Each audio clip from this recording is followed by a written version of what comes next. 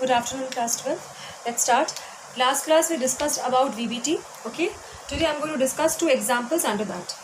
First complex compound is FeCN whole 6 4 negative. Okay. We have to calculate the hybridization of iron. Okay. So let's start. What is the oxidation state of iron here? It is your +2. And iron's electronic configuration is given as this one, 3d6 4s2. Okay. Now since the oxidation state is +2, so 2 electrons we have to remove from the 4s orbital.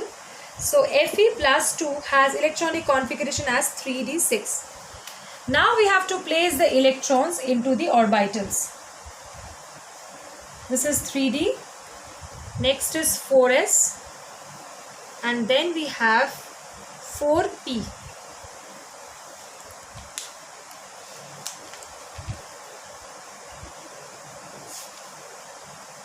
Three d 6. So in this way, 5 and here 6.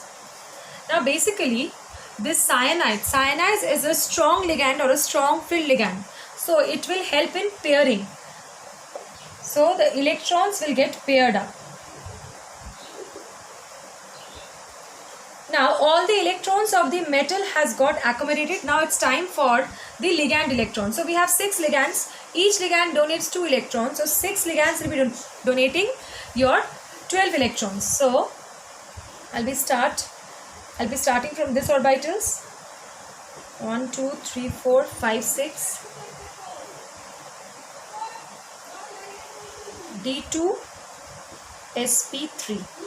This is D2 sp3. So this is the hybridization of iron in hexacyanoferrite, right?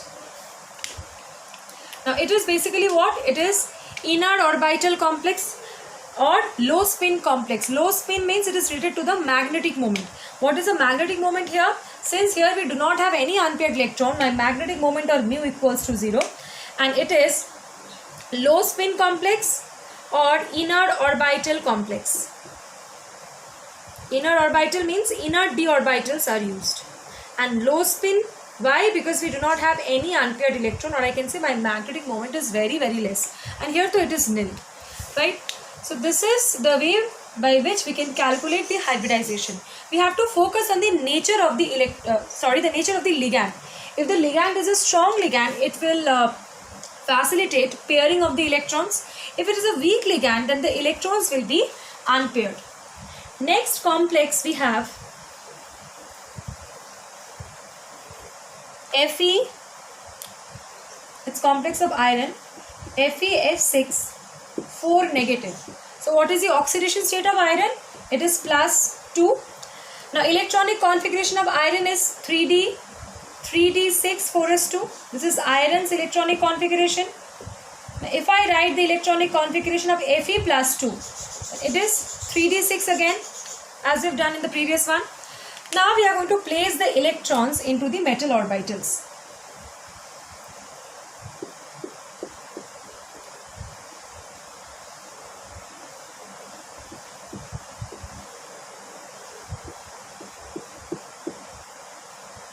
This is my 3d orbital, this is 4s orbital, this is 4p, and this is 4d orbitals. I'll be placing 6 electrons into the 3d. Okay. Now since F is a halide, it's a fluoride ligand, it's a weak ligand, so it will not help in pairing of the electrons. So my ligand's electron will start to accommodate from the s orbitals. So I have 6 ligands, that means overall I'll be having 12 electrons.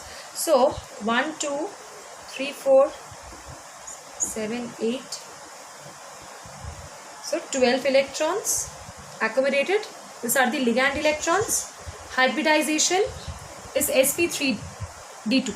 It's actually the ligand electrons that corresponds to the hybridization, whether it be sp3d2, whether it be d2sp3, whether it be sp3 or whatever. Okay, it is the ligand electrons and not the metal electrons that corresponds to hybridization. So what is the magnetic moment here? Mu equals to how much? We have 4 unpaired electrons.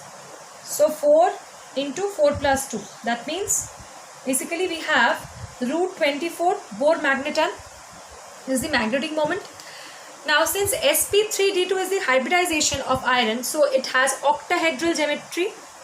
As a previous one that I did, that is hexacyanoferrite, that one was having d2sp3, so the geometry will be octahedral only, whether it be sp3d2 or d2sp3. Now this sp3d2, it is your high spin complex. Why? Because the magnetic moment is higher, or I can say the unpaired electrons are present, so it's a high spin complex, and it is outer orbital complex. Why? Because outer d orbitals are used. Fine. So that's it, class 12. Thank you.